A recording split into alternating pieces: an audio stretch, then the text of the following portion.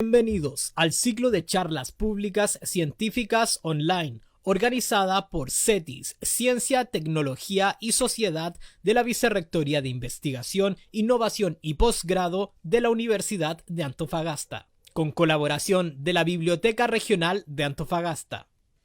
En esta ocasión tendremos la charla "Con vacunas se controlan las pandemias, virus emergente y desarrollo de vacunas como estrategia de control de SARS-CoV-2", a cargo de la doctora Margarita Lay, Seremi de Ciencia, Tecnología, Conocimiento e Innovación de la Macrozona Norte, junto al doctor Ángelo Retamal, académico del Departamento de Biotecnología de la Universidad de Antofagasta. A continuación les dejaremos con un pequeño video para que conozcan más sobre ellos. Y no olviden dejar sus preguntas en la caja de comentarios.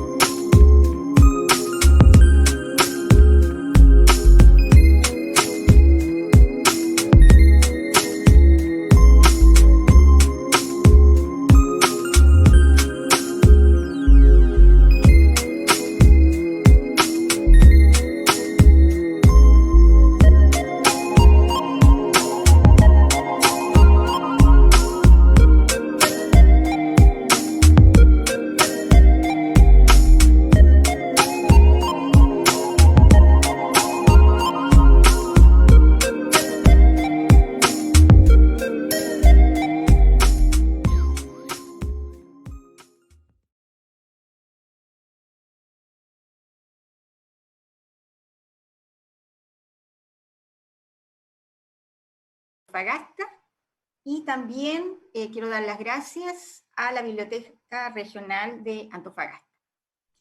En esta oportunidad les voy a hablar de las vacunas que controlan las pandemias. De hecho, las pandemias a lo largo de la historia de la humanidad han habido desde la existencia del hombre. De hecho, una de los virus que ha azotado de forma impactante la vida de los seres humanos desde que estamos presentes en esta tierra ha sido el virus de la viruela. De hecho, la enfermedad de la viruela apareció hace 10.000 años atrás. Este virus afecta los órganos de la piel, vaso, ganglios linfáticos y médula ósea. Causaba fiebre, vómitos y erupciones cutáneas.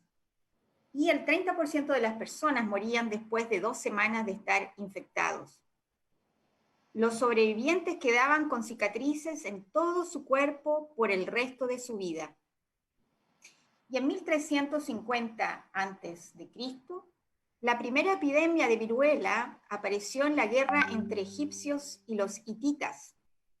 De hecho, como se observa en esta figura, los prisioneros egipcios que eran capturados por los hititas transmitieron la viruela a ellos, llegando a enfermar y matar inclusive a su rey, el rey de los hititas.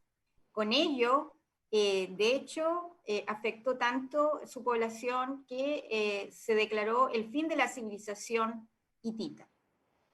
La viruela también comenzó a expandirse por los comerciantes egipcios y llegó al Medio Oriente con las cruzadas. Así pueden observar, por ejemplo, también en este dibujo de un asiático con estas lesiones en su cuerpo, y por lo tanto esta enfermedad no solamente ha estado afectando Europa, América, sino que también, como les decía, el Asia hace mucho tiempo atrás. Y con la conquista de América, también la viruela llegó a América con los conquistadores españoles y portugueses a partir de 1492. Sin embargo, esto causó la muerte dramática de la población nativa de México, por ejemplo, de los aztecas, llegando a casi a su completa exterminación. La tasa de mortalidad de la viruela era de 20 a 30%. Y como les decía, esta enfermedad ha causado millones y millones de personas que han muerto en todo el mundo. Se estima que 300 a 500 millones de personas han muerto en un solo siglo. Así que se pueden imaginar que pueden calcular de los 10.000 años de la existencia de este virus, cuánta gente ha muerto por causa de este virus, la viruela. Así se puede observar también en estos dibujos cómo la gente nativa de Centroamérica se enfermaba, tenían estas lesiones y morían, lamentablemente muchos de ellos. Pero gracias a las observaciones de personas a lo largo de la historia, se han podido también establecer terapias o las primeras inmunizaciones, es como decir, los primeros intentos de vacunas, y esto ocurrió contra la viruela, y esto ocurrió en 1022 después de Cristo, gracias a una monja budista que ella vivía en Sichuan, China, en el cual ella molía costras de viruela, de las lesiones de la viruela, y las soplaba en la nariz de las personas sanas, como pueden observar en esta infografía, en el cual este médico chino le está inoculando en sus fosas nasales de un niño este polvillo de las costras de una persona que estaba padeciendo la viruela. Este procedimiento se llamó la variolización, que básicamente consiste en la inoculación subcutánea a partir del pus o de las costras de lesiones, y esto se realizaba en la China vía nasal, como la observan en esa infografía, y en la India vía cutánea. Ahora bien, también gracias, bueno, a que hubo también intercambio diplomático entre las diferentes naciones, es así como en el siglo XVIII, Lady Mary Worley Montagu, esposa del embajador británico en Turquía, en 1721, introdujo la práctica en Europa occidental de la variolización. Incluso inoculó a sus 2 hijos. ¿Cómo se hacía esto en Europa? Como lo hacían ellos, le hacían cortes leves en el hombro de la persona y le inoculaban ese polvillo de las costras de una persona que padecía la viruela. Y con ello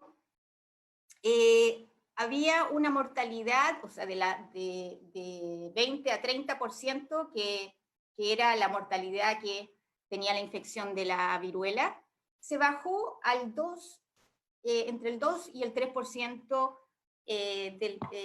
al estar variolizados con este procedimiento. Y no fue hasta la aparición de Edward Jenner, en el cual fue el primer científico inglés quien, gracias a la observación desde pequeño, y que estaba muy interesado en la medicina, en la ciencia, él inicia la era de la vacunación. ¿Y cómo lo hizo? Bueno, cuando él era un niño de 13 años, le escuchó a una ordenadora haber tenido la viruela de bovina, porque también se observaba que había una viruela similar, pero era en personas que estaban en contacto con las vacas. Y también se enfermaban, pero mucho más leve que la viruela humana, pero al tiempo se recuperaban y no tenían y no padecían la enfermedad de la viruela humana. Entonces, Edward Jenner a esa edad escuchó a la ordeñadora decir que nunca iba a contraer la viruela humana porque ya había contraído la viruela bovina. Ya pasaron los años y él se convirtió en un médico en 1796 y al recordar lo que le dijo la ordeñadora, inmediatamente relacionó que quizás esas lesiones que tenían las ordeñadoras cuando ordeñaban las vacas, quizás esas lesiones podrían proteger de la viruela humana. Por lo tanto, con esa hipótesis, Edward Jenner inoculó a un niño de 8 años de nombre James Phipps, que era de hecho el niño, era el hijo, perdón, del jardinero, de su jardinero. Y inoculó al niño a partir de las lesiones de los dedos de una ordeñadora llamada Sarah Nelmes. Por lo tanto, le hizo estos cortes leves en el hombro y le inoculó este material de las lesiones de las manos de esta ordeñadora. El niño al tiempo padeció una leve fiebre y desarrolló lesiones escasas. Y a las 6 semanas después le inoculó, vio que se recuperó el niño, y le inoculó el virus de la viruela propiamente tal, también haciéndole cortes leves en el hombro y comprobando su hipótesis, el niño no desarrolló los síntomas de la enfermedad. Y así fue repitiendo este procedimiento en grupos de personas y finalmente observó que efectivamente estas personas que eran inoculadas con las lesiones de personas que padecían la viruela bovina no se enfermaban de la viruela humana. De ahí viene el término vacuna, que viene del latín vaccinus, de las vacas, por esta historia.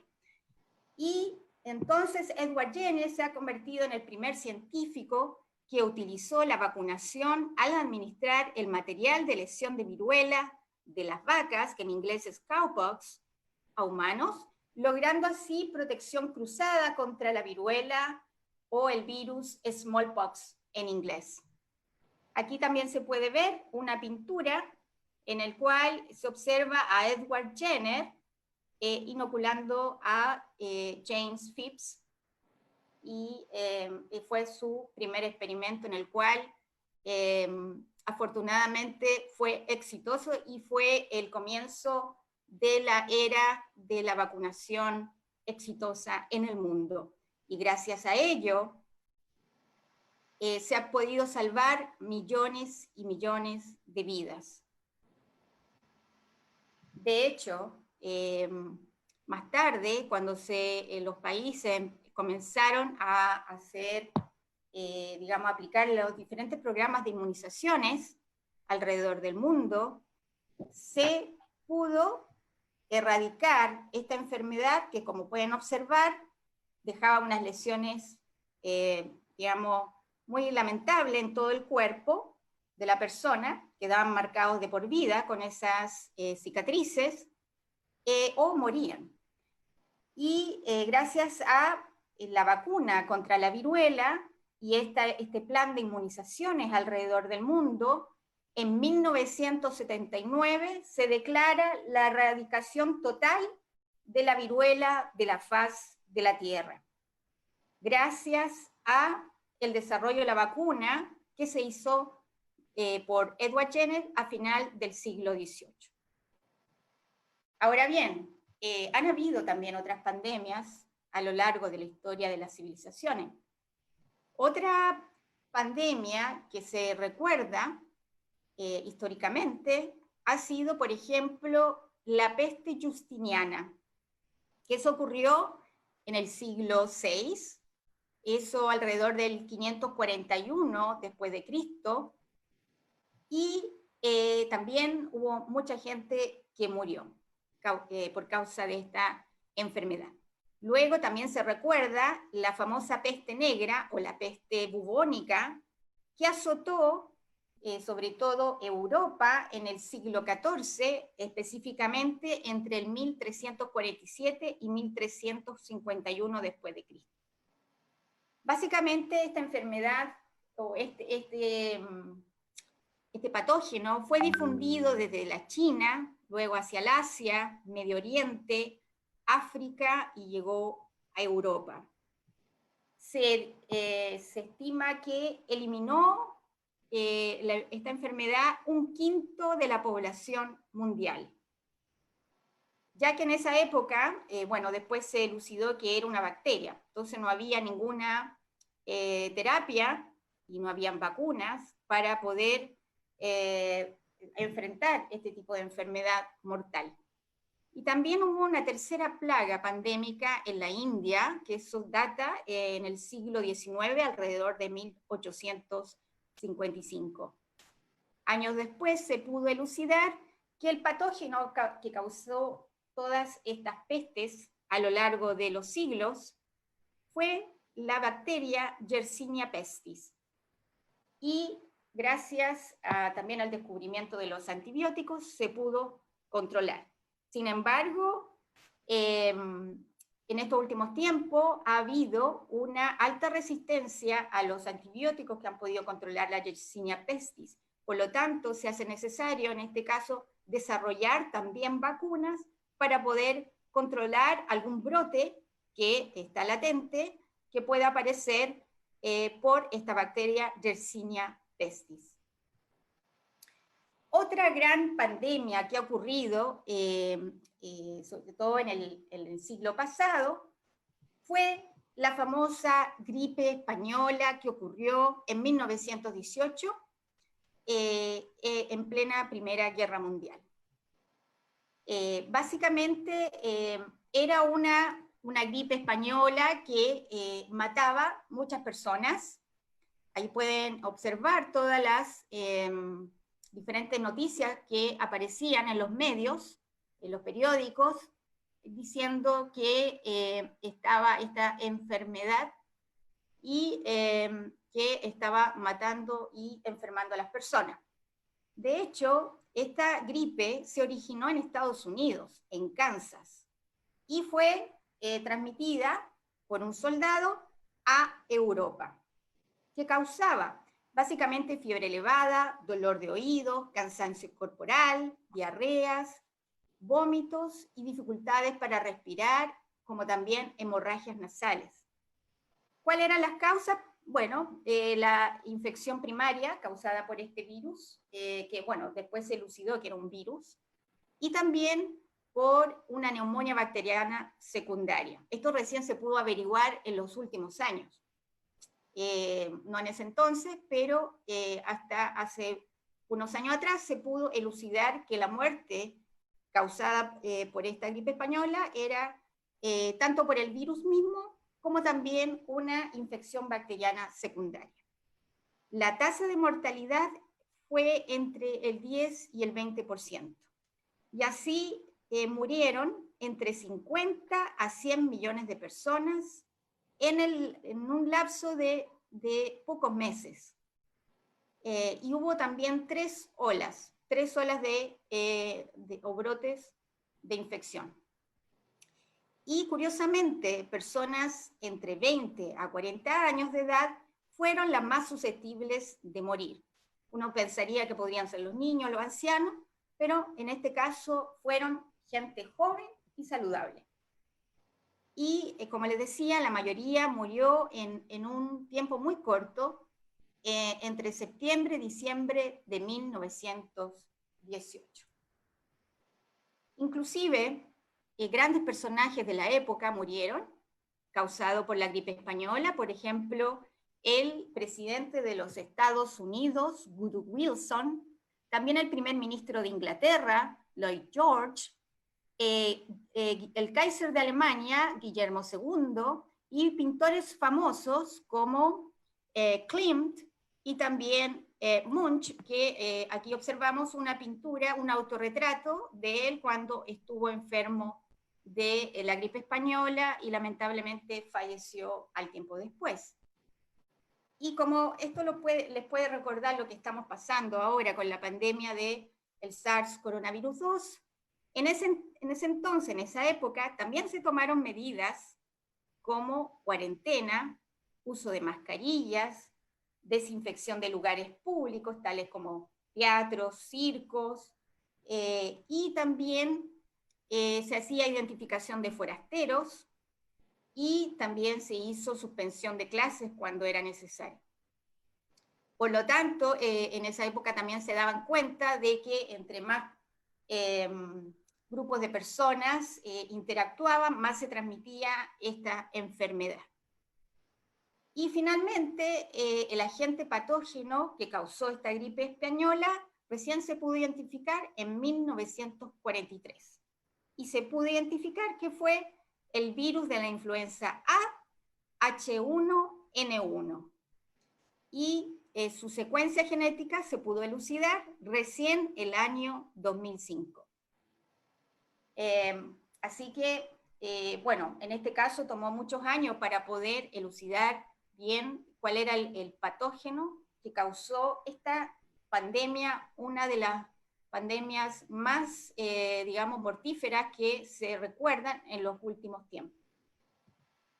Ahora bien, este virus de la influenza está latente porque es un virus bien complejo, tiene características biológicas en el cual consiste en 8 genes, que en este caso su genoma, que se puede observar dentro de esta cápside.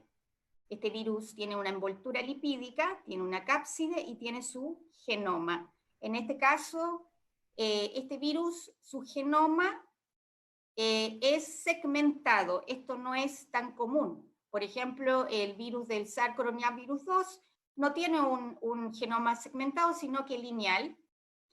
Entonces, esta es una particularidad de este virus de la influenza.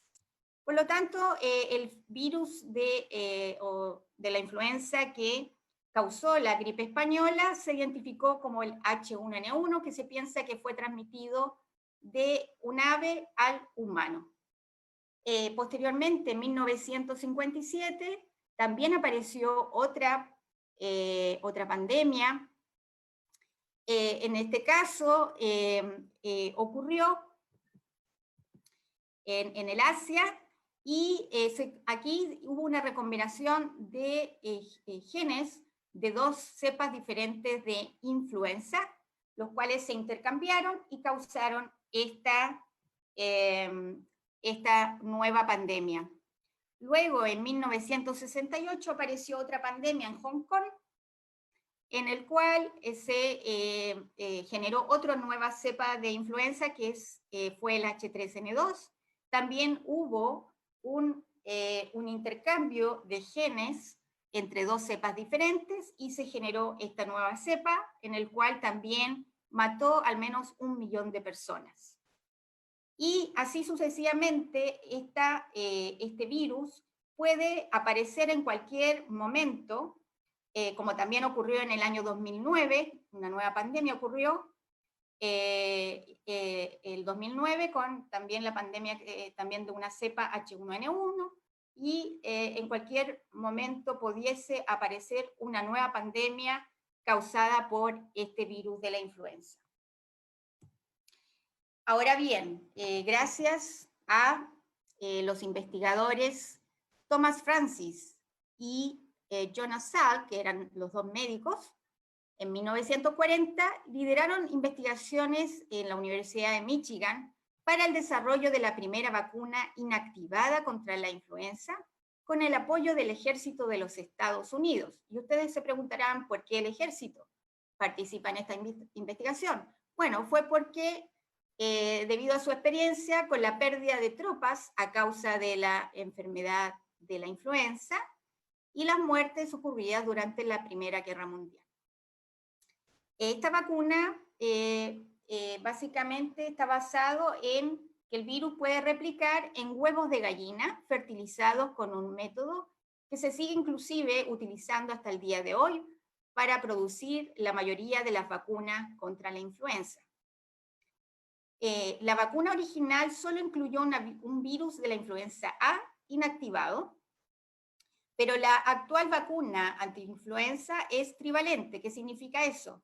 Que está compuesta por 3 virus inactivados. Generalmente son 2 de la influenza tipo A y 1 de la influenza tipo B. Y eso todo depende de qué cepas están circulando en un hemisferio versus el otro, y por eso tiene que hacerse constantemente una vigilancia epidemiológica, y de acuerdo a eso, la Organización Mundial de la Salud recomienda hacer la vacuna según la circulación de los virus de influenza, las cepas que están circulando.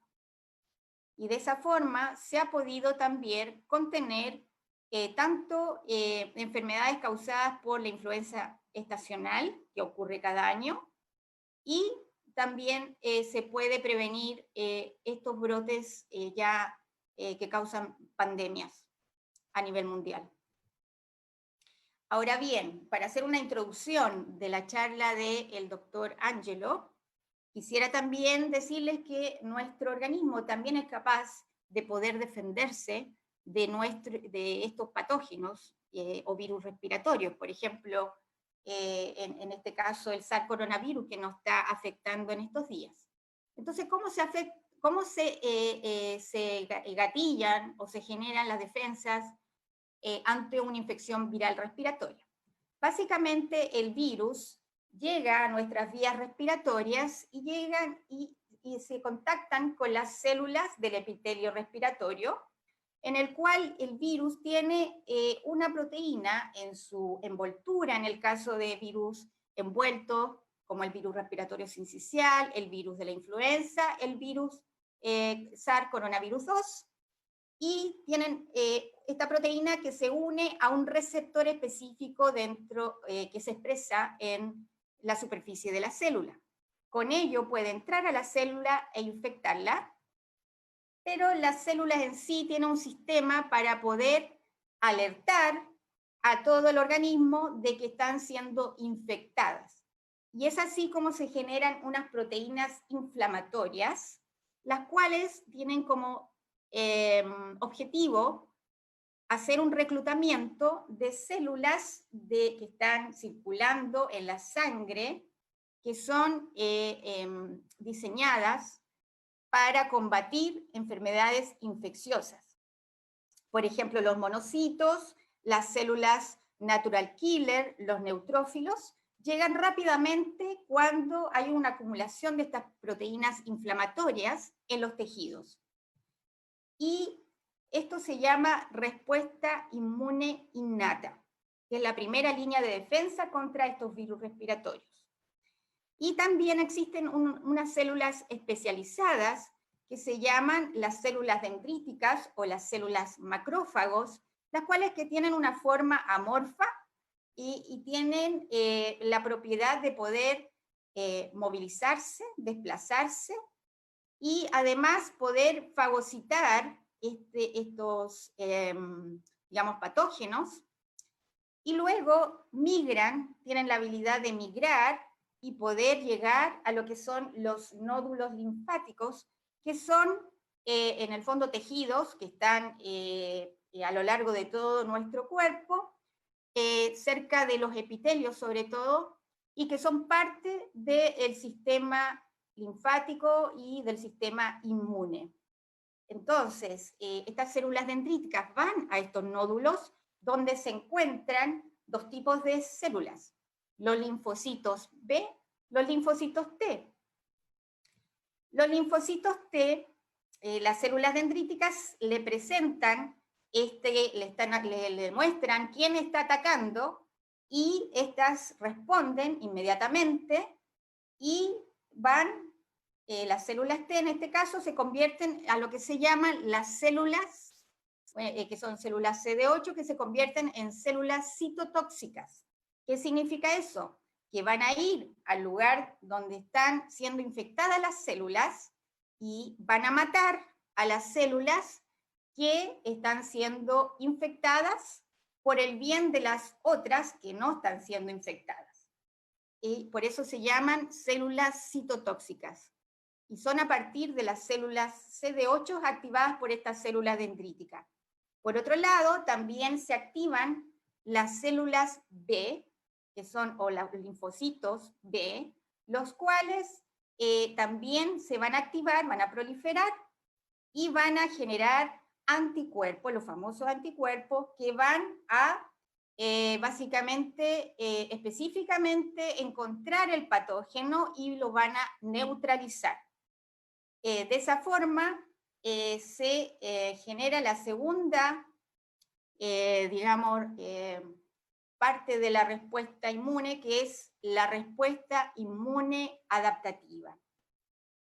Y haciendo, digamos, un close-up de cómo funciona esta inmunidad innata, como les decía, básicamente cuando el virus entra a esta célula que quiere infectar, esta célula de por sí tiene un sistema para defenderse por sí sola y la convierte en un estado antiviral, o sea, se genera como una especie de escudo contra el virus. Y eso es gracias a unos genes que se llaman los genes del interferón. Sobre todo, hay tres tipos de sistemas de interferón, el sistema de interferón tipo 1 y tipo 3. Es el que actúa en estas células y hacen que la célula forme una especie de escudo para que los virus ya no entren e infecten esa célula o las células vecinas. Por otro lado, yo les contaba también que hay células que vienen del torrente sanguíneos y también ayudan a poder combatir la infección viral. En este caso son las células natural killer, las cuales tienen una función similar a las células citotóxicas, las cuales pueden matar inmediatamente a células que son infectadas por el bien de las otras.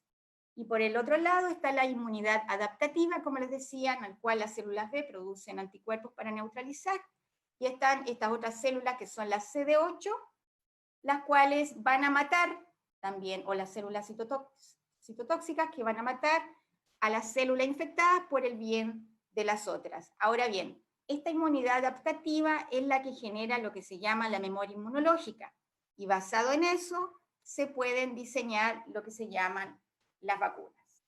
Y bueno, los dejo hasta ahí para la siguiente charla del doctor Ángelo Retamal. Muchas gracias. Ahora vamos a hacer el cambio de diapositivas. Pueden ir dejando sus preguntas en la sección de comentarios. Nos demoramos unos segundos y volvemos. Ya.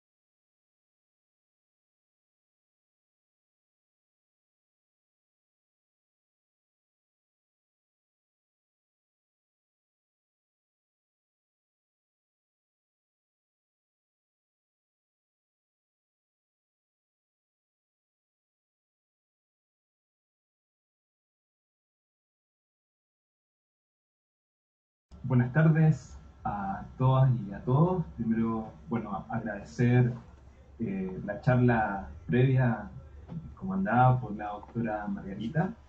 Y bueno, también agradecer por esta invitación y estar ahora, esta tarde, eh, con ustedes y poder conversar y contarles un poco sobre algunos virus emergentes que actualmente está generando esta pandemia y hacer también un recorrido a través de los inicios de la virología y qué componentes son relevantes para poder desarrollar estrategias que nos permitan protegernos y defendernos contra estos microorganismos. Entonces, para comenzar los inicios de la virología, les voy a presentar un experimento que consolida 3 investigaciones desarrolladas por 3 investigadores, por Meyer, Ivanovsky y Weingerich, y estos estudios culminaron por alrededor del año 1900-1901. Entonces, ¿en qué consistieron las primeras observaciones que llevaban a plantear la hipótesis de la existencia de los virus? Bueno, las hojas del tabaco presentaban una enfermedad donde existe una redistribución de los pigmentos, debilitando así la planta. Sin embargo, se desconocía el microorganismo que producía esta enfermedad. Entonces, básicamente, lo que hicieron los investigadores fue macerar estas hojas, y este fue un desarrollo bastante importante cercano a los años 1900, que fue el desarrollo de la ultrafiltración. Es decir, a través de un poro muy, muy delgado, y lograba separar microorganismos como bacterias y hongos. Sin embargo, en este filtrado fue inoculado en tejido vivo, en hojas vivas de la planta. ¿Qué observaron los investigadores? Observaron de que la enfermedad se recapitulaba a través del filtrado. Entonces, el primer indicio fue que, ¿cierto?, una sustancia filtrable era capaz, ¿cierto?, de producir enfermedad, y particularmente en tejido vivo. Es decir, en tejido no vivo no había no recapitulaba la enfermedad y no eran capaces los científicos de volver a hacer esto. Ahora, un paso importante para poder también cumplir algunos de los postulados planteados por Koch fue tomar nuevamente estas hojas enfermas, macerarlas, y esto volvía a producir y recapitular la enfermedad. Sin embargo, fue hasta recién en el año 1939 que, gracias al desarrollo de una tecnología, que es la microscopía electrónica, permitió a la comunidad científica identificar o visualizar cuál era la estructura o la forma de ese microorganismo. Asombrosamente, el microorganismo, el virus del mosaico del tabaco que produce esta enfermedad, tiene esta estructura, que es una estructura como de un selenoide, y fueron muy importantes los trabajos de una científica, Rosalind Franklin. Rosalind Franklin es muy popular porque ella era una cristalógrafa muy, muy, muy experta, que permitió, gracias a sus trabajos, poder entregar el sustrato con los cuales los científicos británicos Watson y Crick pudieron descifrar esta forma del ADN, ¿cierto?, de una doble hélice. Pero sus trabajos también la traigo a colación porque ella describió la forma o estructuralmente cómo estaba formándose este selenoide que protege el material genético del virus. Entonces, ¿qué son los virus? ¿Cuál es una definición fundamental de los virus? Es que son entidades submicroscópicas que consisten en un ácido nucleico que está rodeado de una capa proteica y, importantemente, es capaz de replicar en una célula viva. Es decir, requieren de una célula para poder completar su ciclo reproductivo. Entonces, esto es una fotografía electrónica de cómo se observa en un corte transversal de un virus, pero eso no nos dice mucho. Entonces, la estructura, los virus contienen material genético que puede ser ácido ribonucleico o ADN, el cual está protegido por una cápside, la cual a su vez, en algunos virus, presentan una envoltura que proviene de la membrana plasmática de las células en las cuales se está reproduciendo el virus. Y a su vez, esta envoltura presenta glicoproteínas que protruyen en su superficie, que tienen, como mencionaban anteriormente, ¿cierto?, la doctora Margarita, de permitir el contacto íntimo entre la partícula viral y la célula que va a infectar. Y particularmente también algunos virus portan, ¿cierto?, algunas enzimas virales que son críticas para su ciclo replicativo. Entonces, ¿cómo observamos los virus? Particularmente fue crucial el desarrollo de esta tecnología, la microscopía electrónica, debido a que el pequeño tamaño que tienen los virus, la luz óptica y particularmente el uso de cristales que magnifican, ¿cierto?, que aumentan y nos permiten observar estas estructuras microscópicas, no es suficiente. Es decir, por ejemplo, al observar una muestra de sangre a través de un microscopio, podemos tener una resolución un poco mayor a esta, pero que no nos entregan tantos detalles. Entonces, para poder ver con mayor detalle, se requiere un instrumento especial, que es este que les muestro acá, que es un microscopio electrónico de transmisión, el cual genera electrones que impactan sobre la muestra. Entonces, es tan chiquitito lo que necesitamos ver, que necesitamos, ¿cierto?, partículas que puedan impactar sobre esta superficie para poder generar una imagen. Y esta es la imagen que obtenemos de un microscopio electrónico. Es decir, esta célula que vemos acá, podemos, a través del microscopio electrónico, visualizar con mayor detalle estructuras subcelulares. Entonces, vamos a ir haciendo un zoom para poder encontrar por qué estas células están infectadas. En particular, hoy día les quiero mostrar unas células que están infectadas con un virus, particularmente con el virus herpes simplex de tipo 2. Entonces vamos a hacer un zoom en esta zona, que es la zona perinuclear. Entonces, al observar con mayor aumento, vemos estas estructuras redonditas que ven acá, este límite, que bueno, ya con un ojo entrenado podemos identificar rápidamente que todo este compartimento es el núcleo de la célula, y podemos ver de que hay varias de estas esferas. Entonces, de hecho, al observar en otro campo, seguimos observando muchas de estas estructuras, es decir, esta célula está infectada y está en un proceso activo. De hecho, observando aún con mayor detalle, este es el tipo de estructura que estamos observando. Entonces, a ese nivel, o ese es el nivel de complejidad o de tamaño que presentan estos microorganismos, ¿cierto?, que están en esa frontera que definimos como entre lo vivo y lo no vivo. Es decir, un microorganismo que en la vida libre, en un ambiente abiótico, no es capaz de replicarse o reproducirse, pero que necesita una célula viva para utilizar toda la maquinaria celular y reproducirse, es algo bastante complejo, pero a la vez maravilloso también dentro de la naturaleza. Entonces, el desarrollo de herramientas terapéuticas requiere del estudio de tanto de factores virales como del hospedero y la interacción entre ambos para poder desarrollar herramientas que nos permitan defendernos frente a estas infecciones. Les voy a mostrar esto, una representación, una ilustración de una célula. Entonces, el virus, para poder ingresar a la célula, para poder infectar, requiere del contacto íntimo con un receptor en su superficie. Luego, el virus, mediante diversos mecanismos, puede ingresar al citoplasma de la célula. El material genético del virus es liberado. En este caso particular voy a mostrar como ejemplo un virus que utiliza o que tiene solo su ciclo replicativo en el citoplasma.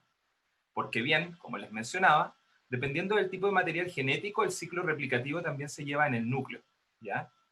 Entonces, un paso importante es cómo el material genético es liberado del citoplasma, y luego ocurren procesos que son cruciales para generar nueva progenie, que es la replicación del material genético, es decir, el material genético del virus necesita multiplicarse, pero también se requiere sintetizar de nuevo componentes que van a formar esta estructura del virus. Luego, el ensamblaje de la nueva partícula viral requiere, ¿cierto?, de diversos procesos celulares, como por ejemplo los procesos de expresión, ¿cierto?, de estos genes a una forma funcional que son las proteínas, y posteriormente utilizar la maquinaria de tráfico celular para liberar hacia el medio externo nuevas partículas virales. Entonces es crítico entender cómo ocurre o cuál es el flujo del ciclo replicativo viral y los detalles moleculares que en cada uno de estos pasos van ocurriendo, porque esto nos permite también desarrollar terapias, por ejemplo, antivirales, utilizando drogas que sean capaces de inhibir pasos críticos que impidan, ¿cierto?, la propagación o replicación del virus.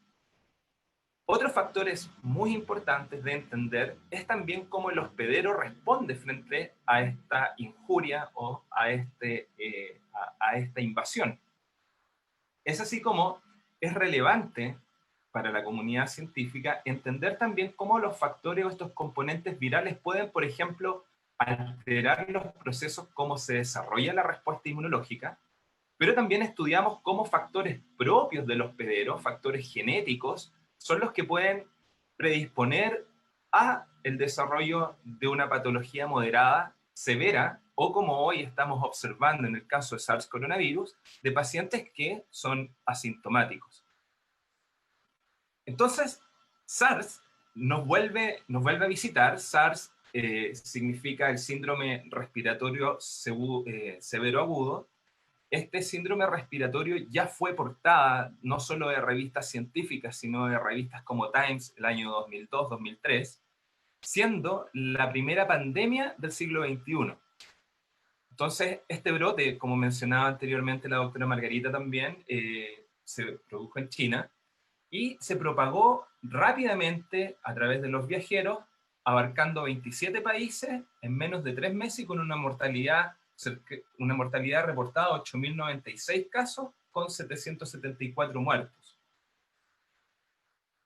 Para poner en contexto, el año 2001 logró la comunidad científica descifrar el genoma humano completo, es decir, conocer la secuencia completa del genoma humano.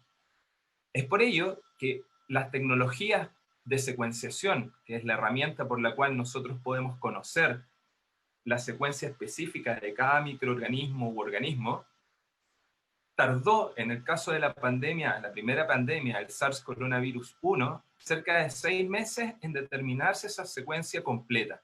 Y con esta información se tardaron varios meses en poder desarrollar herramientas para estudiar y diagnosticar el virus. En el contexto actual, y gracias al rápido avance en las tecnologías de secuenciación y de diagnóstico molecular, en un mes la comunidad científica ya tenía en su poder, o tuvo en su poder, las secuencias de 2 aislados del brote original en China, con lo cual se pudo rápidamente desarrollar herramientas de diagnóstico, que es el popular hoy día PCR en tiempo real, lo cual también permite, al conocer la secuencia genética de este virus, desarrollar herramientas, y esas herramientas nos permiten, por ejemplo, expresar un componente del virus, conocer su estructura, y en base a eso, por ejemplo, ir desarrollando moléculas antivirales.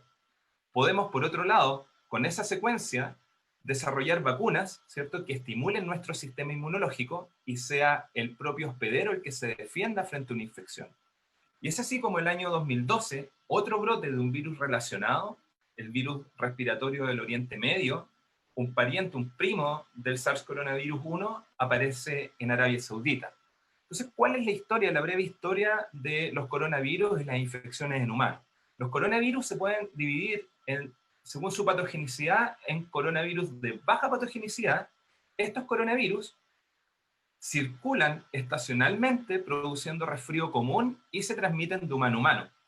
En el pasado, estos virus saltaron o encontraron un nuevo hospedero en los humanos, estableciéndose este proceso, ¿cierto?, estableciéndose el humano como un reservorio de estos 4 especies de coronavirus. Las 2 primeras se identificaron en los años 60 y gracias al brote, o como consecuencia del brote de SARS coronavirus 1, el año 2004 y 2005 se identificaron 2 especies más de coronavirus humanos que circulan estacionalmente y que producen el resfrío común, y el humano resuelve fácilmente esta infección. Sin embargo, existen varios virus emergentes relacionados o que pertenecen a la familia de los coronavirus que son clasificados como coronavirus de alta patogenicidad. Como les mencionaba anteriormente, el primero surge, ¿cierto?, a finales del año 2002-2003, que es el SARS coronavirus 1, circulando fuertemente en humanos. Posteriormente, en el año 2012, se reporta que desde camellos salta hacia los humanos el síndrome respiratorio seguro, el síndrome respiratorio SARS producido en el Oriente Medio. Este virus reportó una baja transmisibilidad entre humanos. Sin embargo, pasaron ya 7 años y finalizando el año 2019 nos enfrentamos contra un nuevo cuadro o contra una nueva neumonía severa de origen desconocido, el cual, ¿cierto?, ya a principios de enero tuvimos la secuencia genética y pudimos identificar a qué familia pertenecía. Y aquí nace el brote, ¿cierto?, del SARS coronavirus 2, que es el agente causal de la enfermedad COVID-19, el cual, ¿cierto?, actualmente es una pandemia activa que produce neumonía severa, un daño agudo en el pulmón y un síndrome de dificultad respiratoria. Una diferencia importante entre estos coronavirus de baja patogenicidad y de alta patogenicidad es la zona del tracto respiratorio a la cual afectan. Particularmente, los de baja patogenicidad se albergan en el tracto respiratorio alto, mientras que los de alta patogenicidad infectan el tracto respiratorio bajo. ¿Qué conocemos de este virus? Bueno, parte de los virus de esta familia ya eran conocidos. De hecho, en esta fotografía electrónica que está coloreada, como les mostraba anteriormente, esto no tiene color, esto es en blanco y negro, el halo que se genera en la producto, ¿cierto?, de las glicoproteínas de su superficie, la proteína S que protruye, genera un halo similar a la corona solar.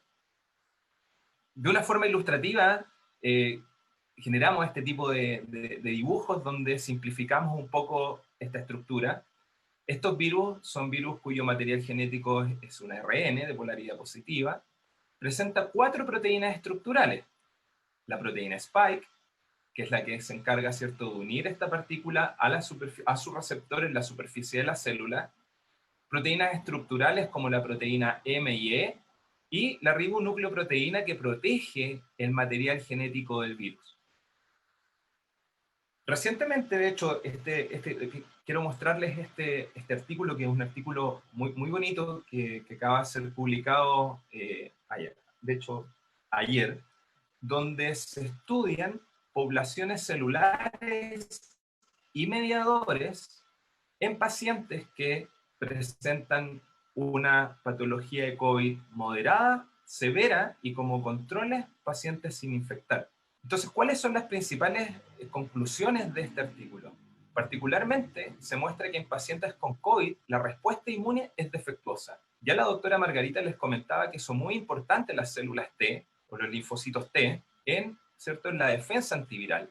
Y podemos ver, por ejemplo, que hay acá en barras rojas, o en puntos rojos, los pacientes severos que presentan un bajo número o un bajo recuento, una disminución en la cantidad de células T en comparación a los pacientes sanos, y al momento de evaluar la viabilidad, si estas células estaban vivas o muertas, vemos que aquellos pacientes que tienen una infección severa tienen muy bajo número y además estas células T está comprometida su viabilidad en comparación a aquellos pacientes que presentan un cuadro severo o moderado, un cuadro moderado.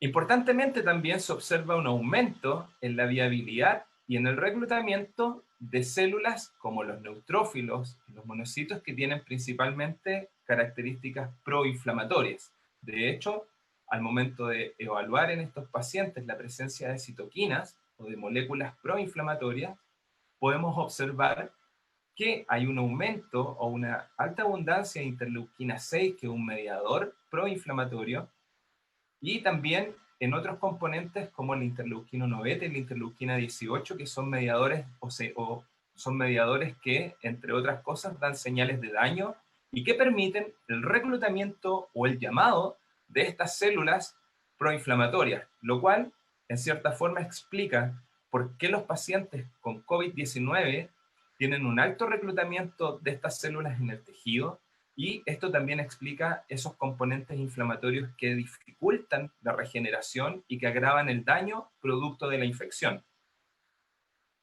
Particularmente, también quiero comentarles de otro patógeno que es de mucha importancia en nuestro país y también a nivel mundial, que son los hantavirus. Particularmente los hantavirus se pueden clasificar como hantavirus del viejo mundo y como hantavirus del nuevo mundo, ya que ambos tipos de esta gran familia generan dos patologías distintas. Aquellos hantavirus del viejo mundo producen una fiebre hemorrágica con síndrome renal.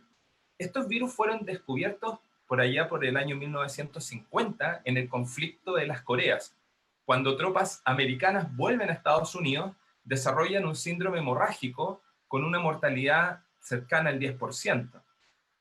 Por otro lado, los hantavirus del Nuevo Mundo son virus emergentes donde el primer reporte fue el año 1993 al sur de Estados Unidos, al cual se le llamó sin nombre virus. Esto en cierta forma para proteger, porque esta infección se dio en un parque, en una reserva nacional, y se le denominó sin nombre virus.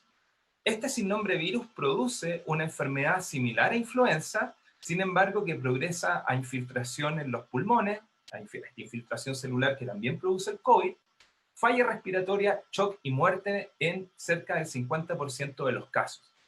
En nuestro país hay un pariente de este sin nombre virus que se le denomina una especie de hantavirus que se llama Andes virus. Este Andes virus produce, al igual que los hantavirus del Nuevo Mundo, el síndrome cardiopulmonar por hantavirus. Particularmente, este virus es clasificado como un arma biológica por la CDC. Actualmente no hay tratamiento contra los hantavirus del Nuevo Mundo. Algunas aproximaciones exitosas han ocurrido con los que producen el síndrome hemorrágico renal. Algunos antivirales como la ribavirina es efectiva contra los hantavirus del viejo mundo, sin embargo no es efectiva contra todos los que producen el síndrome cardiopulmonar, contra los hantavirus del nuevo mundo. En Chile, la mortalidad es cercana al 35%, siendo en las poblaciones de riesgo el ejercicio de actividades al aire libre en zonas rurales, las Fuerzas Armadas, particularmente el Ejército, en los trabajos en estas zonas, el ecoturismo y también los funcionarios del área de la salud y los trabajadores forestales. A grandes rasgos, esta enfermedad producida por los hantavirus también produce un cuadro severo pulmonar que finalmente el paciente, la única alternativa o el único tratamiento existente es un tratamiento de soporte, el cual consiste en la ventilación y en la oxigenación de la sangre a través de máquinas. Entonces, estos virus, los Andes virus, es un virus zoonótico, como les mencionaba, emergente, donde tiene como hospedero natural el que coloquialmente llamamos como ratón de cola larga. Entre los roedores, el virus es transmitido a través de las heces, la orina, la saliva y también las mordeduras, siendo el humano un hospedero casual, ¿cierto? Ya que a través de aerosoles o de contacto íntimo con animales infectados a través de lesiones, el humano es capaz de, ¿cierto?, infectarse con este virus. Recientemente, trabajos reportados por grupos de investigadores en Chile identificaron 3 nuevas especies que fueron positivas para el material genético del virus, lo cual sugiere que potencialmente también pueden ser ciertos vectores para este virus en los humanos. Es por eso que también otro factor clave y que es de preocupación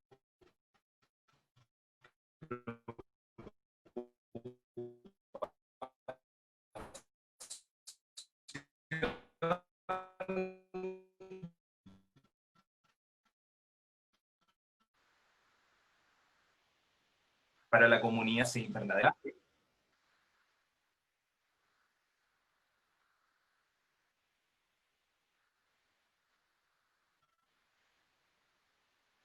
¿Podemos retomar? ¿No?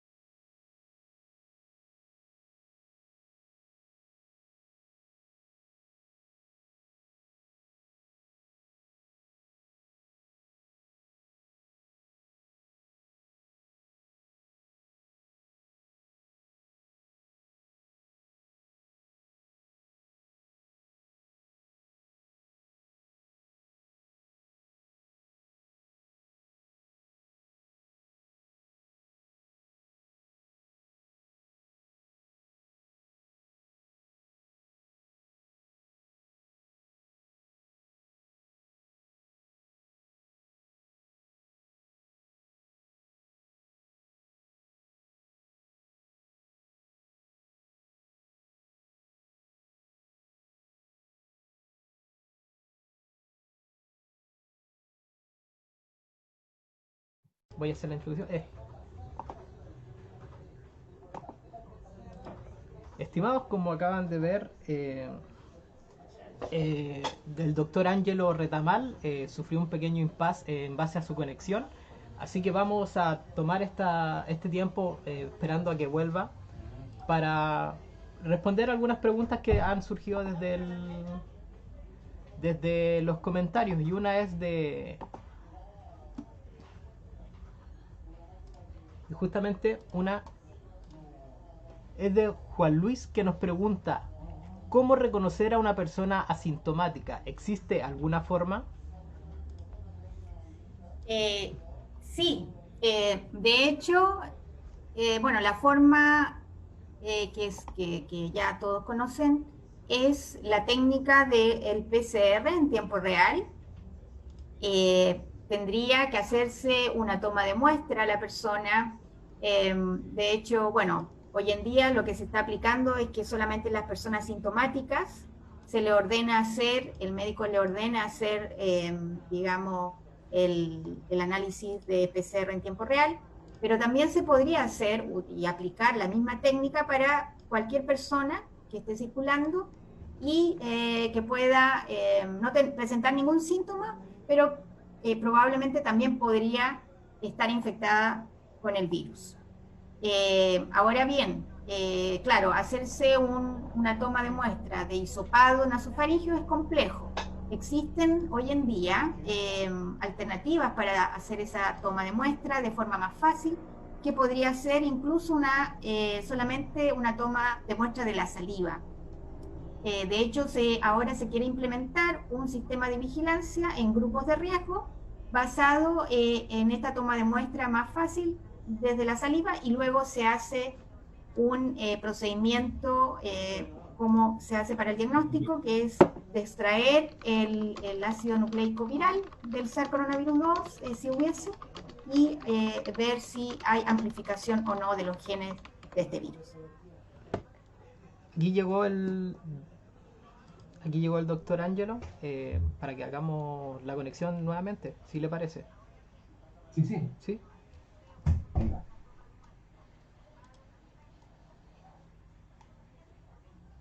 Quedé en esta, ¿no? Sí. ¿En qué parte me querí por aquí, no? Sí, por ahí. Me sabotearon los que están en contra del cambio climático.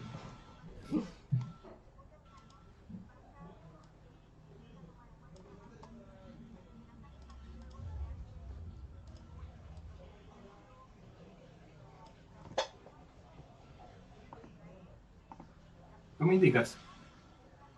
Sí, estamos con la conexión. Entonces ahora estoy al aire, ¿no? Ya, perfecto. Bueno, disculparme por caída de la conexión.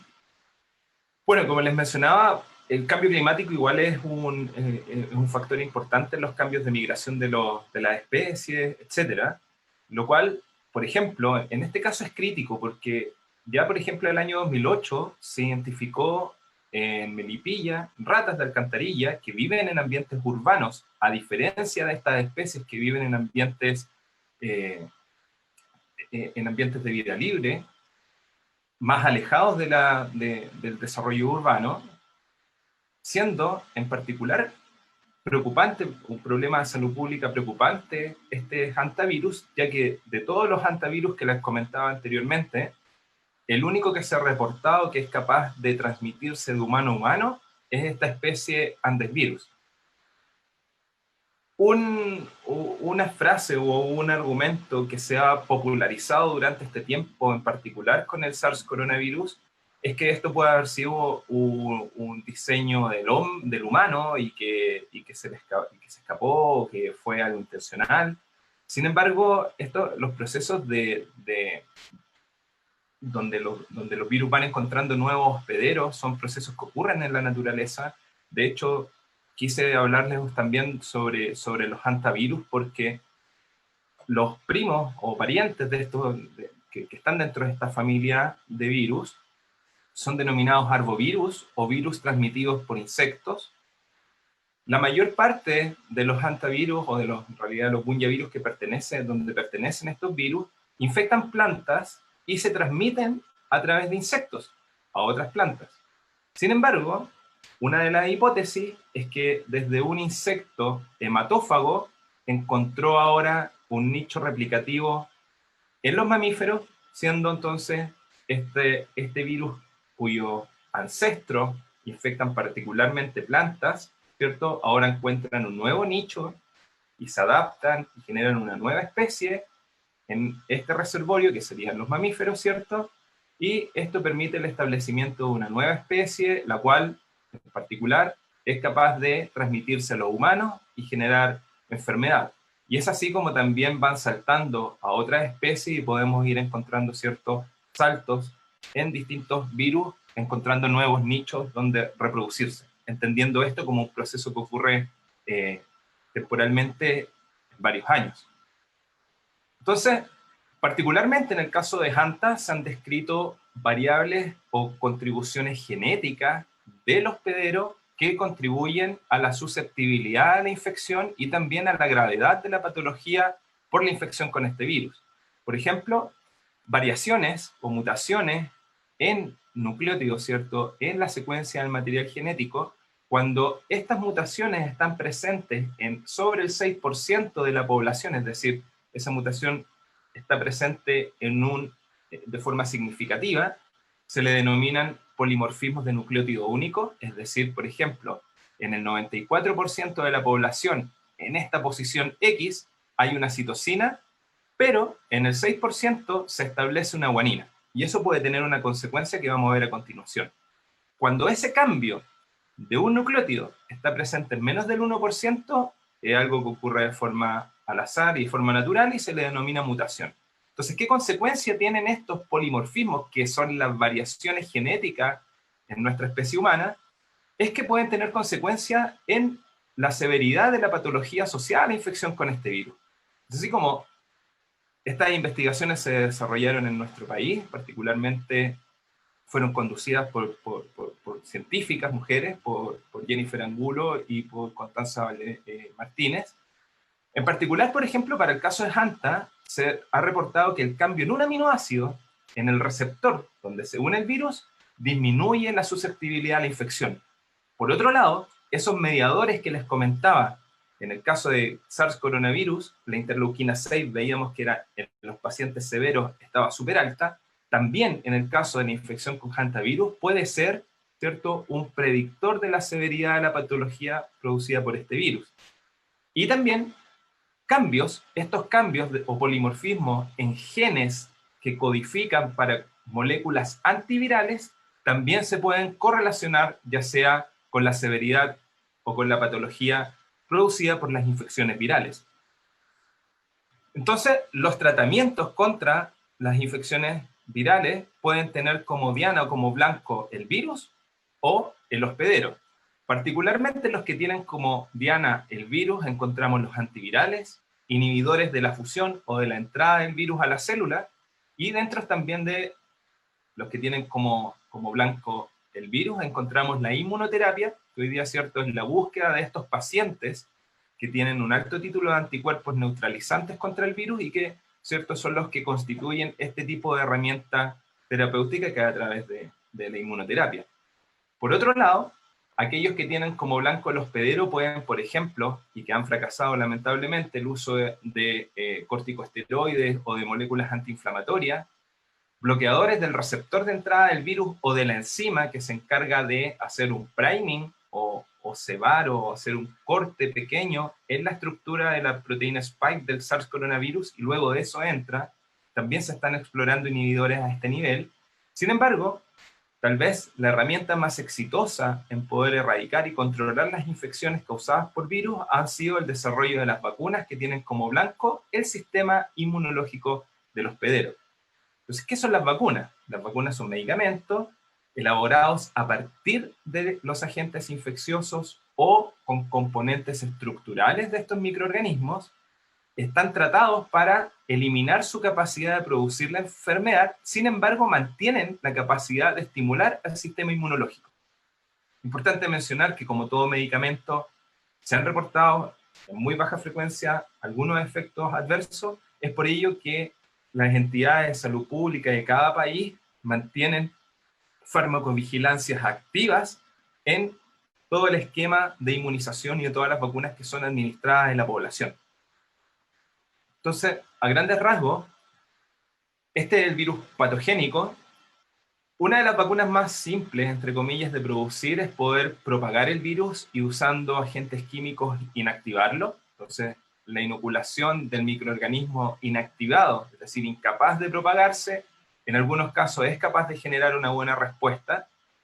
Por otro lado, también se identifican, o algunas vacunas se basan en el desarrollo de virus atenuados, es decir, su capacidad replicativa se ve mermada, y con ello también la patología asociada, y por tanto, ¿cierto?, si superan ciertos estándares de seguridad, pueden ser utilizados para inmunizar a la población. Y ya otras estrategias, que son ya con el advenimiento de las tecnologías del ADN recombinante, es poder expresar, por ejemplo, un componente proteico del virus y inocular solo esta parte en ausencia de todas estas otras estructuras, o bien expresar en bacterias recombinantes que puedan ser utilizadas como vacuna.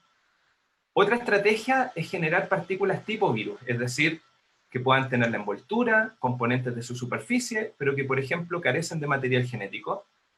Por otro lado, el diseño racional o la identificación de regiones en estas proteínas, podemos sintetizar péptidos sintéticos, podemos también expresar genes del virus en vectores virales atenuados que portan la información genética del virus patogénico, pero esa información genética que portan es capaz de estimular al sistema inmune. Entonces, a grandes rasgos, la inmunización entrena en ausencia de la enfermedad a poblaciones de linfocitos T y células productoras de anticuerpos, entonces generando componentes, acá estos dos son muy importantes, efectores que van a ir a destruir o van a reconocer las células infectadas, y componentes de memoria que van a permitir que en el hospedero, en este caso su ser humano, se genere una memoria a largo plazo, es decir, una protección en el tiempo, por meses o años, que nos permiten, ¿cierto?, tener un repertorio celular que nos va a defender frente a el ataque de estos microorganismos. Entonces, es así como particularmente la inoculación permite que células que se denominan células presentadoras de antígeno degraden y le muestren a los linfocitos T para generar poblaciones efectoras, que son aquellas que tienen estos gránulos que al reconocer una célula infectada los liberan y destruyen esa célula infectada, o bien son muy importantes también las generaciones de anticuerpos que mediante diversos mecanismos se unen a el virus, ¿cierto?, y gatillan otro tipo de componentes que van a, ¿cierto?, neutralizar e impedir que estos microorganismos infecten una célula y puedan, ¿cierto?, propagarse y como consecuencia de esto generar la enfermedad. Y es en particular, las vacunas han sido muy exitosas, y quiero citar acá el progreso de la erradicación del virus de la poliomielitis. Estas fotografías igual son bastante rudas, pero son muy contemporáneas, no es una fotografía de los años 50, sino que una fotografía de los 90, donde aún en África es endémica esta infección que finalmente, ¿cierto?, tiene consecuencias físicas, ¿cierto?, en los humanos. Acá hay un sobreviviente a la poliomielitis, que en el caso más severo necesitan estos pulmones metálicos, estos tambores que hacen, ¿cierto?, o permiten que el pulmón pueda hacer el intercambio gaseoso. Y particularmente al ver una proyección desde el 1988 al 2018, vemos que, ¿cierto?, la infección por poliomielitis era endémica en varios países, en varias regiones del mundo, siendo esta controlada, y aún se mantienen focos, particularmente en la India y en el África subsahariana, debido a, ¿cierto?, a problemas en la cobertura. Es decir, un factor muy importante también para producir este efecto que se le denomina, ¿cierto?, inmunidad del rebaño, es la cobertura, es decir, poder llegar a la mayor cantidad de personas en la población para poder controlar estas infecciones. En Chile, este virus fue erradicado el año 72, y otro virus también importante que infectaba a niños es el virus del sarampión. Este también es una proyección del año 1980 al 2012, donde les mencionaba que la cobertura, al ir aumentando la cobertura, va disminuyendo, ¿cierto?, también de forma inversamente proporcional los casos reportados, siendo esta enfermedad el último reporte el año 92. Pero no todo es color de rosa, y en esta era de la sobreinformación hay campañas contra la vacunación que han impactado negativamente en el control de estas infecciones y que, como también mencionó en la introducción la doctora Margarita, fueron devastadoras para la humanidad y para distintas civilizaciones. Este es un pequeño video que muestra en un mapa mundial, desde el 2008, vamos viendo diversas infecciones como sarampión, paperas, poliomielitis, como a medida que van aumentando estos movimientos antivacunas, van aumentando brotes en países desarrollados donde estas infecciones habían sido controladas inclusive antes que en nuestro país. Entonces vemos que además con el aumento del turismo y de las migraciones, estas infecciones se propagan mucho más rápido, siendo el año 2011 reporte de sarampión en Chile y en otros países del cono sur donde estas infecciones habían sido controladas. Entonces, esa es la relevancia de poder, ¿cierto?, estimular en la población, o lo que ha significado para nuestra especie esta herramienta en el control de las enfermedades infecciosas. Perdón. Entonces, para ir finalizando, hoy día, ¿cierto?, las normativas, tanto internacionales como nacionales, ¿cierto?, son muy rigurosas en todas aquellas sustancias que son inoculadas en los humanos, es decir, esos experimentos montados por Edward Jenner en la actualidad son inviables. Es por ello de que hay distintas etapas en el desarrollo de las vacunas. La etapa que más tiempo toma, y es la que les mencionaba, cuando los científicos identifican en el laboratorio aquellos componentes que puedan desarrollar una respuesta inmune, pero que esta respuesta inmune también sea protectora, es decir, los defienda contra la infección, es la fase exploratoria o la fase preclínica. Si estas etapas demuestran ser seguras, es decir, la vacuna por sí sola no producir alteraciones o enfermedad, ser inmunogénica, es decir, desarrollar poblaciones de células y anticuerpos, y además ser efectiva al conferir protección, es lo que más tiempo toma. Para poder saltar a estas fases clínicas, que es cuando ya estas formulaciones se aplican en humanos, requiere que se realice una transferencia desde el laboratorio a la empresa biotecnológica para manufacturar esto bajo condiciones especiales que aseguran que no van a generar ciertas reacciones adversas en el humano. Entonces, luego de esta primera etapa de transferencia, se vuelve a realizar una fase preclínica para garantizar de que este proceso, que se realiza bajo una planta especial, bajo ciertas condiciones, presenta las mismas propiedades que el desarrollo original, y luego saltamos a la fase de seguridad, que es la fase 1, luego a fase 2, y luego a fase 3, donde ya se mide la seguridad y además la eficacia en una población blanca. Además, en cada uno de estos procesos hay una etapa de farmacovigilancia donde, ¿cierto?, se resguarda de que la población, ¿cierto?, no presente efectos adversos, y este proceso es continuo. Entonces, a grandes rasgos, esto toma bastante tiempo. Sin embargo, hoy día, gracias también al desarrollo de la tecnología, vemos de que ya hay algunas formulaciones entrando contra el SARS coronavirus en unos 6 meses a fase 3. En nuestro país también estamos desarrollando estrategias terapéuticas. Yo creo que esto es un mensaje muy importante. En particular, el grupo de la Universidad Católica, liderado por el doctor Alexis Kalergi, está trabajando en varios prototipos, utilizando diversas estrategias, Y esto también significa que nuestro país ha sido capaz de formar capital humano, que tiene el conocimiento y además tiene las herramientas para poder, ¿cierto?, ofrecer una alternativa que nazca también desde la inversión pública y también con el apoyo privado, ¿cierto?, de algo que permita, ¿cierto?, combatir a esta infección. Y es así también, como mencionando de todos estos aspectos que son muy positivos, es como también destaco en esta pandemia el rol que han tenido las universidades y los laboratorios universitarios en facilitar tanto los espacios como el equipamiento para aumentar la cobertura en la trazabilidad y en el diagnóstico de coronavirus.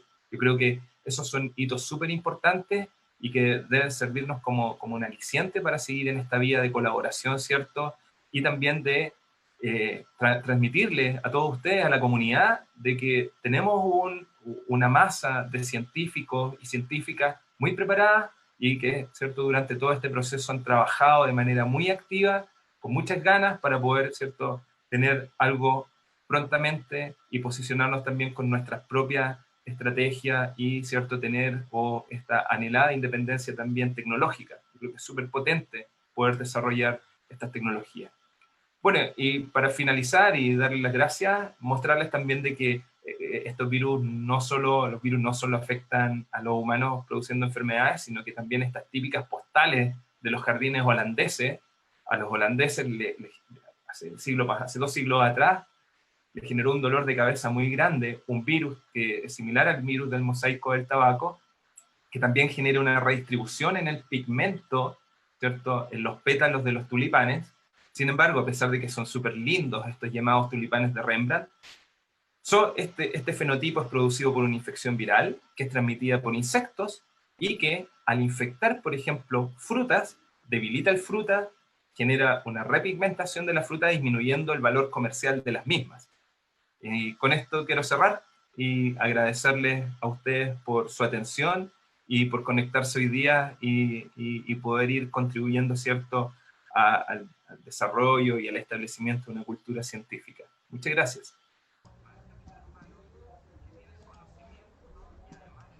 Agradecemos al doctor Ángelo y a la doctora Margarita. Por honor al tiempo, tenemos 2 preguntas de nuestros espectadores, que si podemos responderlas para finalizar la presentación. Sí le pediría al doctor Ángelo si puede dejar de compartir pantalla. Ahí sí.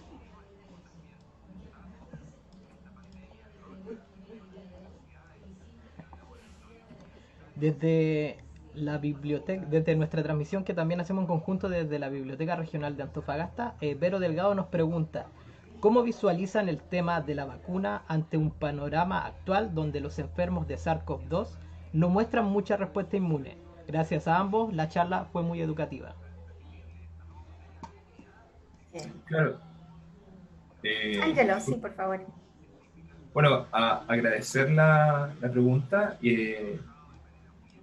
Bueno, en particular, sí, el virus, la infección natural, se ha demostrado ya hoy con el artículo que les mostraba, se complementa con otro artículo donde evalúan a nivel del suero la presencia de anticuerpos contra el virus. La infección natural en la mayor parte de los pacientes, en una cohorte de alrededor de 450 personas, demostró que los títulos o los anticuerpos que generan la infección natural son bastante bajos, infección natural, y esto también podría tener un correlato con aquellos resultados que acaban de ser publicados, donde la viabilidad de las células T o la menor presencia de linfocitos T, que son críticos también para poder generar una buena respuesta inmunológica, se ven alterados frente a una infección natural. Y mencionar que estos procesos no ocurren frente a una inmunización. Es por eso que es clave identificar componentes del virus que sean capaces de generar buenas células T, porque eso también tiene un correlato con la generación de anticuerpos de alta afinidad. Y nuestra esperanza es que efectivamente pueda existir una vacuna universal.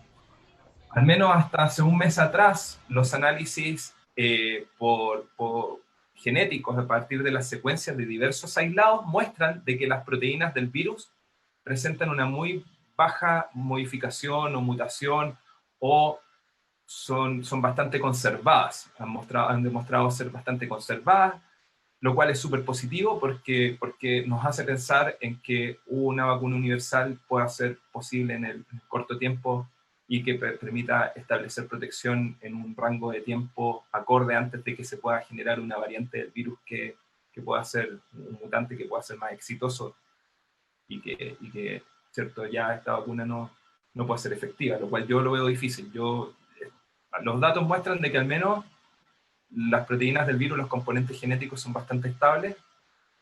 Ahora, lo importante es poder caracterizar una buena vacuna. Eso es crítico, y para eso hay diversas estrategias. Los adyuvantes, que son moléculas que van en conjunto con estos componentes del virus, que dirigen y modulan la respuesta y la potencian. Entonces, aquí hay un desarrollo tecnológico que es bastante desafiante, pero que ciertamente sí podemos lograr.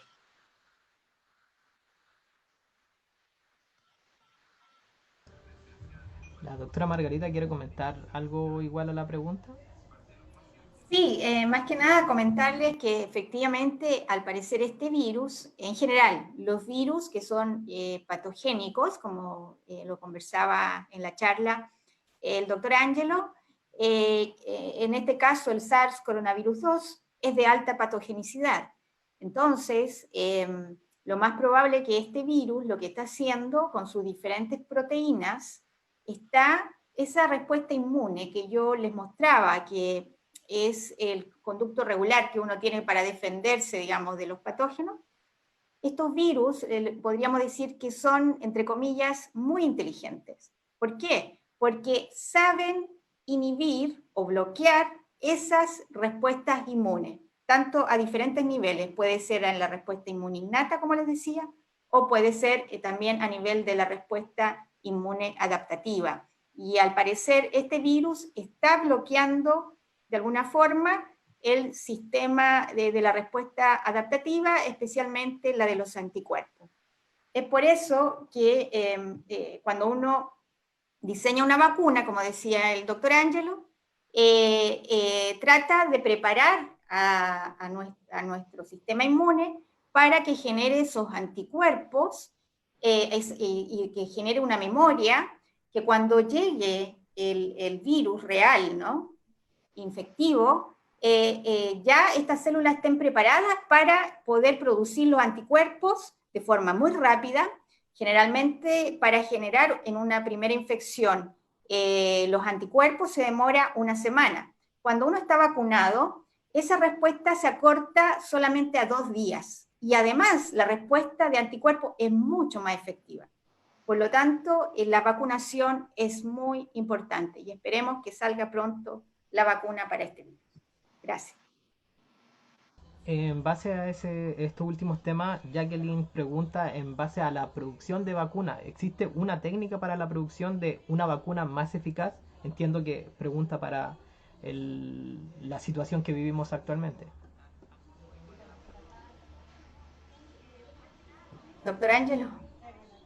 Bueno, particularmente es una pregunta súper específica, y la producción va a depender, como les mencionaba, del tipo de estrategia que se logre desarrollar. De hecho, para responder, yo creo que me quiero apoyar un poco en una diapositiva, la cual pasé muy rápido, pero que sí hace...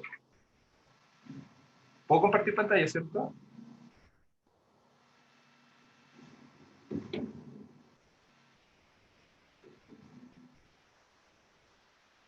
Entonces, para responder brevemente, como les mencionaba, hay diversos tipos de estrategias para el desarrollo de vacunas. Entonces, cada una de estas estrategias tiene distintos costos por la tecnología que albergan. Por ejemplo, esta vacuna que está acá, que es basada en un vector viral recombinante atenuado, es la estrategia que hoy día, a través de la prensa, conocemos, ¿cierto?, que es la vacuna que está desarrollando Oxford. Por otro lado, la vacuna proveniente desde China es un virus inactivado.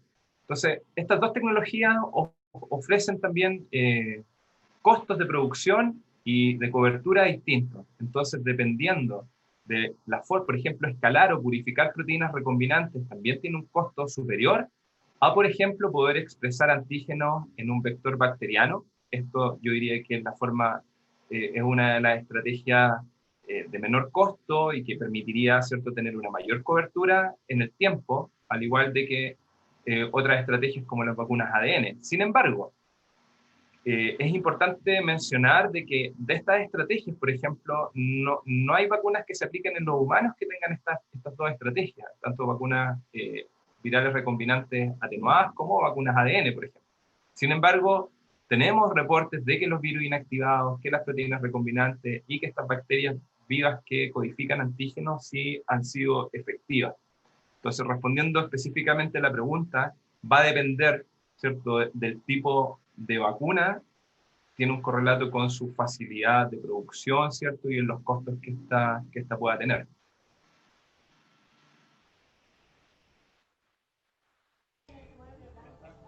Si quiere agregar algo la doctora Margarita o... Sí, me gustaría decir que en el fondo, como Ministerio de Ciencia, Tecnología, Conocimiento e Innovación, estamos evaluando cuáles son las mejores, los mejores vacunas candidatas que se están desarrollando alrededor del mundo para que nosotros podamos hacer un convenio con esos desarrolladores de vacunas que tengan esta vacuna candidata lo más avanzado posible y podamos ofrecerle realizar como parte del estudio de esa vacuna, hacer los ensayos clínicos como mostraba el doctor Ángelo, la fase 3, que es la última para ser validada como vacuna que pueda ya administrarse en la población. Entonces tenemos un comité de expertos en vacunas en el cual estamos evaluando cuáles serían estos candidatos, los mejores candidatos. De todas formas, nosotros actualmente como país estamos al debe en el sentido de que no contamos con una planta de manufactura de vacunas que nos ayudaría, nos facilitaría poder obtener este suministro de dosis de vacunas para nuestra población chilena. ¿Por qué? Porque estos desarrolladores de vacunas pueden decir, sí, les vamos a mandar las dosis a cambio de que ustedes no hagan los ensayos clínicos. Sin embargo, se nos haría mucho más fácil a nosotros, como desarrolladores de vacuna, mandarle el producto farmacéutico activo, el ingrediente activo farmacéutico que se le llama a este producto de vacuna, a granel, ¿ya? Porque a lo mejor por la alta demanda que va a haber seguramente, y que la hay desde ya, a nivel mundial, se le va a hacer muy difícil tener, digamos, todas las capacidades para poder tener los productos terminados para toda la demanda que haya. Entonces, ellos nos pueden mandar a granel la vacuna y nosotros, si tuviésemos esa planta de vacunas, que al menos es una segunda parte de una planta que se llama fill and finish, es decir, donde se llena los viales con esa vacuna, o puede ser una jeringa, dependiendo el formato, y luego se hace el etiquetado, el control de calidad, y ya se puede distribuir a la población. Hoy en día Chile no cuenta con esa planta, por lo tanto estaríamos en desventaja en comparación con países como Argentina y Brasil, que sí la tienen. Entonces, por eso es muy importante tener en cuenta, y por eso tenemos aquí una iniciativa también de la Universidad de Antofagasta, que está tomando fuerza para que podamos disponer aquí incluso en la región de Antofagasta, una planta de manufactura, al menos fill and finish, que nos ayudaría a obtener esa vacuna del SARS-CoV-2 lo antes posible. Eso quería decir. Y tenemos una última pregunta de Juan Luis, que nos pregunta, que está relacionado con esta última pregunta, en base a experiencias que han tenido, ¿cuál es más eficaz, atenuada o inactiva? Doctor Ángelo. Depende. Eso igual es tema, dependiendo de la población. O sea, hay experiencias y antecedentes previos que, por ejemplo, algunos virus inactivados han generado, exacerbado patología en infantes, en menores, pero por otro lado es la forma más rápida y ha sido muy exitosa también, como por ejemplo la vacuna contra influenza. Ahora la efectividad va a depender netamente depende de varios componentes y que tienen más relación con el hospedero, cómo se reconocen estos componentes, en cuál de estas formulaciones es más exitosa. O sea, a priori, sin datos, no, es difícil, es difícil arriesgarse a decir, mira, ¿sabes qué? Para este patógeno va a ser más efectiva un virus inactivado.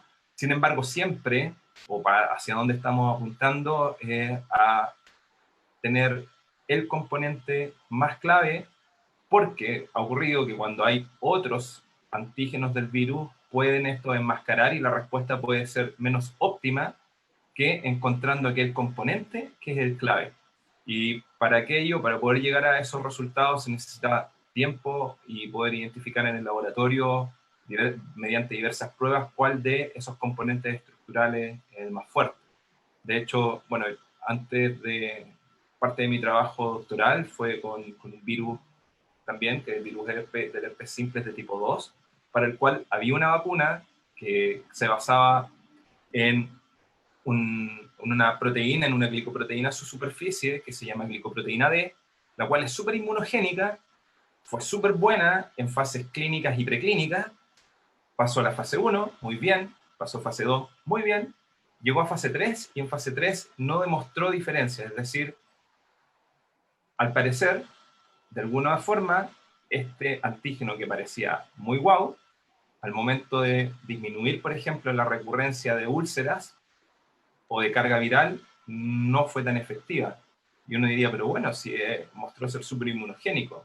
Es por eso que entonces se requieren diversas etapas de estudio para poder, ¿cierto?, tener conclusiones sólidas, ¿cierto?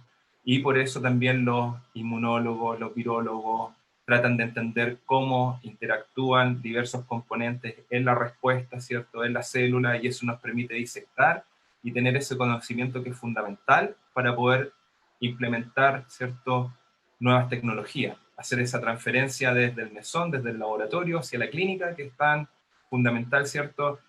Y son horas de vuelo de poder ir identificando qué es lo mejor.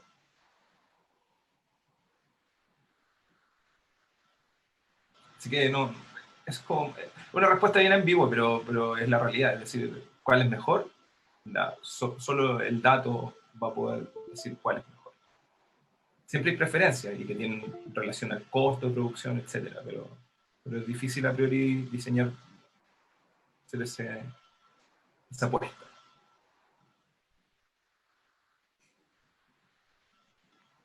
Básicamente, las estrategias que se están, como decía el doctor Angelo, que se están probando y que están en etapas más avanzadas, pasando a la fase 3, son básicamente 3 tipos de estrategias de diseño de vacuna. Una que decía el doctor Angelo, que es esta vacuna recombinante, con un vector que es otro virus, pero que es un virus que no hace daño al humano, y que expresa una proteína específica del virus SARS coronavirus 2. Por lo tanto, esa proteína que se va a expresar y que va a poder ser introducida en nuestro organismo, va a generar esa respuesta inmune solo para esa proteína, y no para otros componentes del virus si fuera inactivado, por ejemplo. Bueno, entonces esa es una primera estrategia. La otra estrategia que se está usando es el virus inactivado propiamente tal, eso quiere decir el virus completo, que se inactiva quiere decir que el virus no es capaz de replicarse. Sin embargo, tiene muchos componentes en el cual va a generar quizás diferentes respuestas del sistema inmune que también pudiese ser favorable para poder protegernos contra el virus. Y otra estrategia es muy nueva, que es la del ARN del virus, o sea, el mismo material genético del virus, que es un ARN, se inocula con lípidos, como micelas, en el cual se introduce, y este ARN del virus entra a la célula y puede expresar también proteínas del virus. esa tecnología, la del ARN, que es la de la empresa Moderna, la otra de el vector viral recombinante del adenovirus que expresa una proteína del SARS coronavirus 2, como de la Universidad de Oxford y AstraZeneca, esas dos tecnologías son nuevas. De hecho, no existe ninguna vacuna hoy en día que tenga esa tecnología. Por lo tanto, es una apuesta que ojalá resulte. En cambio, la que están usando en la China, que es la inactivada, como Sinovac Biotech o CanSino, es una tecnología que sí se ha probado anteriormente. Pero como dice el doctor Angelo, se necesita llegar a las fases 3 y ver los resultados de esa fase para recién decir si estas tecnologías son prometedoras para poder algún día administrarla a la población. Se nos queda una pregunta en el tintero, pero entendemos el tiempo, pero si la pueden responder, es que se relaciona un poco a esto, pero Eva Herrera pregunta, que es un poco en base a la publicación que hablaba el doctor Angelo, aunque se consiga determinar la secuencia del virus, si este está en constante cambio o en evolución, ¿es posible crear la vacuna definitiva, genérica o vacunas que realizan según el estudio de la publicación? Entiendo que es la publicación que se refería al doctor Angelo. Sí, de hecho, bueno, la verdad es que las proteínas o hay componentes estructurales de este virus, genes que son bastante conservados. De hecho, los primeros artículos donde se hacen los análisis filogenéticos para identificar a qué virus está más cercano, al compararlos con otros coronavirus, hay genes que codifican para, por ejemplo, la proteína M, la N, que demostraron tener a nivel de material genético sobre un 90% de identidad, es decir, sobre el 90% de ese fragmento es igual en diversas especies, lo cual sugiere, ¿cierto?, de que hay estructuras bastante conservadas. De hecho, el momento de visualizar eso como el producto, ¿cierto?, de este gen es una proteína, la secuencia de aminoácidos también presenta sobre un 90% de identidad, lo cual sugiere de que varios componentes estructurales del virus son bastante estables en parientes de la misma familia. Entonces, ese aspecto es bastante importante porque la estabilidad genética o en realidad la mutación depende de varios factores. Por ejemplo, es un dolor de cabeza, siendo de una forma muy coloquial, el virus de la influenza, porque al tener 5 fragmentos de RNA, de hecho, bueno, esos son aspectos también bien técnicos que guardan relación con el tipo de material. Por ejemplo, los virus de ADN son virus muy estables, de hecho muestran menos mutaciones que los virus con material genético RNA, donde la polimerasa, la enzima que multiplica o replica el material genético, se ha demostrado que comete más errores, y estos virus RNA, entonces, como por ejemplo influenza, que son 5 fragmentos, se pueden entremezclar. Entonces, es básicamente un tipo de reproducción, no quiero decir reproducción sexual, pero sí hay variabilidad o mezcla de, por ejemplo, 2 virus distintos que se mezclan, por ejemplo, en el cerdo o en las aves y que después puede saltar en los humanos.